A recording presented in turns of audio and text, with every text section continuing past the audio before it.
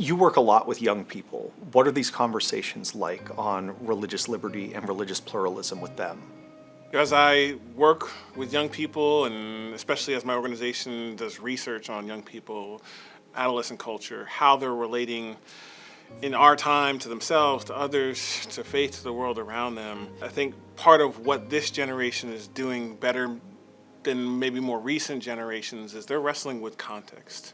Specifically, how can these two things be true, and where and how maybe are we putting emphasis on one side more than another side, and the impacts of that, especially as those impacts relate to people and dignity and reality. One thing that we're very focused on at Interfaith America is the way people relate across lines of difference. And I saw recently that Young Life came out with a survey whose title was Relate. Can you tell us a little bit about what the findings were from that survey? The Relate project for us at Young Life was something that we pursued out of really necessity.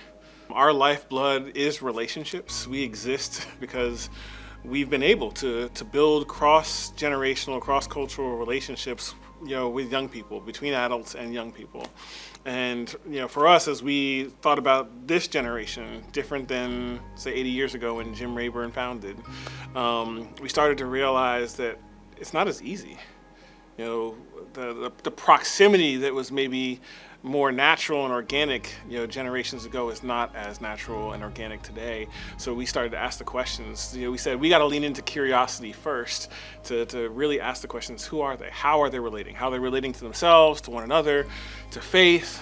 And as we think about this topic of pluralism, it's helping us to really get back to the idea that, hey, two things can be true. My experience as a millennial, my faith experience, my formation experience, it looks vastly different than, say, Gen Z, let alone Gen Alpha that's coming through. We're helping people of all ages to say, hey, I don't have to give up my experience, but if I do care about introducing adolescents to Jesus, I do have to be studied and curious about theirs too.